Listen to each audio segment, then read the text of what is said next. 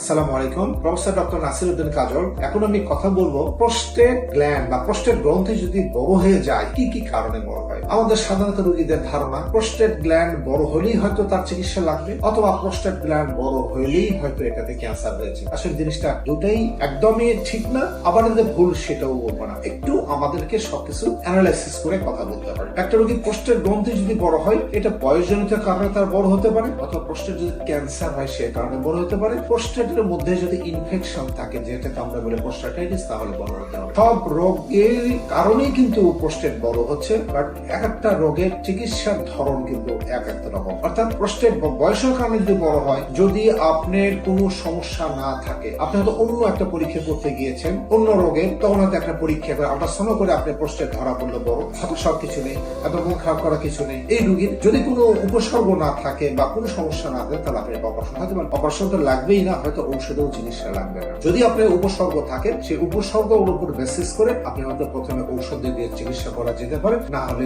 এর চেয়ে যদি জটিল হয়ে থাকে, তাহলে জটিলতার উপর নির্ভর করে অতিরিক্ত কোনো চিকিৎসা লাগবে। আর যদি প্রোস্টেট গ্রন্থি আল্লাহ না করে ক্যান্সারের কারণে বড় হয়, সেটা আমরা বুঝি অন্যান্য পরীক্ষা দিই, যেমন পিএসসি একটা পরীক্ষা আছে, অনেকগুলো পরীক্ষাতে আমরা বুঝি যদি এটা ক্যান্সারের কারণে বড় হয়, তাহলে কিন্তু এটা ক্যান্সার জনিত কারণে চিকিৎসা লাগবে। এটা দেখি আমরা কোন স্টেজে আছে। যদি আর্লি স্টেজ হয়, তাহলে কিন্তু খুব ভালো চিকিৎসা সম্ভব, যেটা করলে আপনি কিওর হয়ে যাবেন। আর যদি অ্যাডভান্স স্টেজে আসে, তাহলেও আমরা চিকিৎসা করি আপনাকে ভালো রাখার জন্য এবং ভালো বেশি দিন বেঁচে থাকার জন্য চিকিৎসা করতে হয়। আর যদি ইনফেকশনের কারণে হয়, তাহলে ইনফেকশন কন্ট্রোল করতে হয় বিভিন্ন ধরনের ঔষধ পদ্ধতি, তাহলে ভালো হয়ে যায়। সো এখান থেকে আমাদের একটা জিনিস মনে রাখতে হবে যে প্রোস্টেট গ্ল্যান্ড বড় হলেই যে আপনি খুব খারাপ কোনো রোগ হয়েছে, এটাও যেমন ঠিক না, আবার প্রোস্টেট গ্ল্যান্ড বড় হলে যে আপনার খারাপ রোগ হবে না, এটা কিন্তু ঠিক না। সো এরকম সমস্যা হলে আপনি কোনো ইউরোলজিস্টের শরণাপন্ন হবেন, তার কথা শুনবেন, তার চিকিৎসা নেবেন, আপনি ভালো থাকবেন। ধন্যবাদ।